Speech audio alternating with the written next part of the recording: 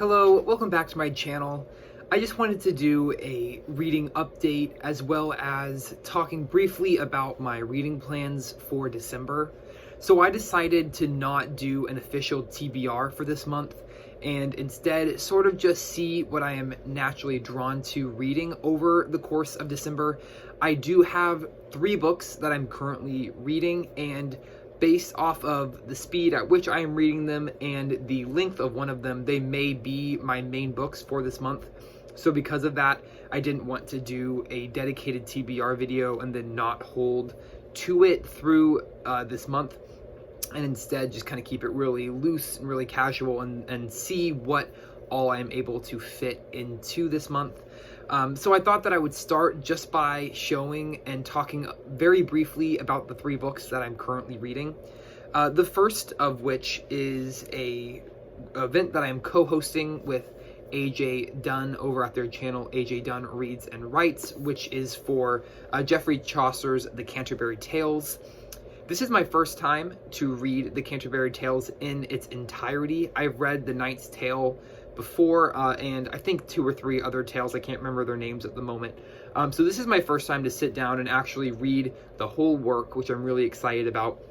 I'm enjoying it so far. I am on page 79, so I've just finished The Knight's Tale for the second time, which is the first tale in the Canterbury Tales.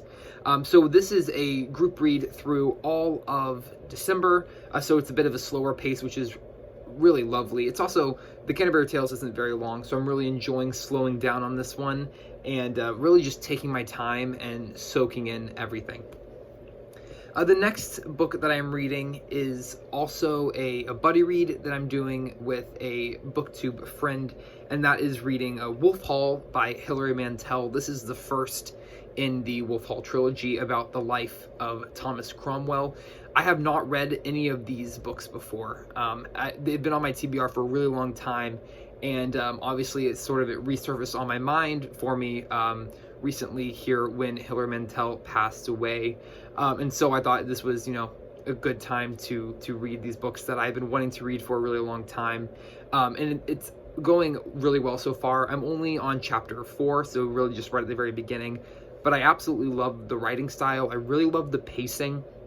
It's a little bit slower, at least here at the beginning part that I'm currently in, but it's really nice because it sort of paces the story out well, and it definitely keeps you reading, which is fantastic.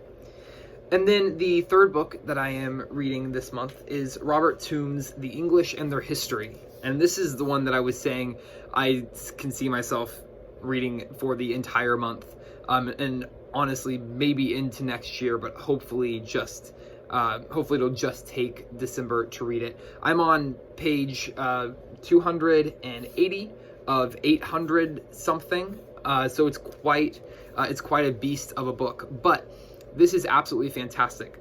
Also, a side note, I am technically reading this on my Kindle as well. I just wanted to be able to show the Wolf Hall cover. I don't have Wolf Hall in physical form, but I do have this one in physical form, but I am not reading it. I'm not reading it in the physical form because I do not want to have to lug this thing around with me everywhere that I go. This is an absolute brick. I would prefer for this just to stay on my shelf and I read it on the Kindle version. But this is absolutely fantastic. So I am currently, the part where I'm reading is, we're currently about halfway through the English Civil War, which was from 1642 to 1655, I believe. I hope I'm correct on those dates. If I am off by a couple of years on either the beginning or the ending, I apologize. But the writing style of this is absolutely fantastic. Robert Tombs basically just takes us from the early period of English history, 800s, 900s, up through the Norman Conquest, and then all the way up through the middle of the 20th century. I'm sorry, the middle of the 21st century, which is absolutely fantastic. So I am, at the very beginning here, but it's going really well. I will talk about this more as I read it. I'm not sure how I'm going to handle doing a review for this one. I may just talk about it just kind of occasionally as I go along, since it's such a beast of a book. I'm going to be in it for quite a while. But this is going really, really well. So those are the 3 books that I am currently reading this month, and most likely will most likely these will be the books for this month. I may be able to add one or two more, especially depending on the speed which I can read the English and their history. I'm not trying to rush it though. I'm trying to just keep it a good steady pace, chunking away at it a bit at a time. So I'm really not trying to rush that. So I would be happy to end December with these 3 books being the only books read during the month. That would be fine with me.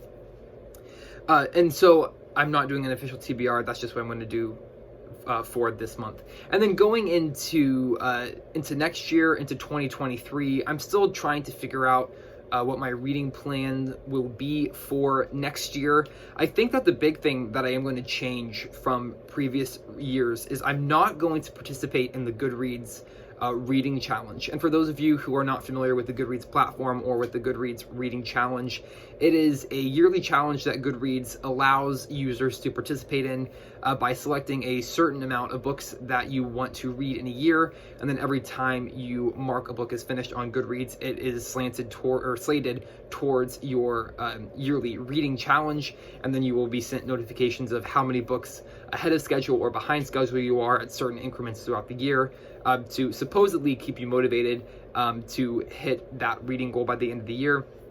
I made a video a couple weeks ago, talking about my new mission to sort of slow down my reading and focus on quality over quantity.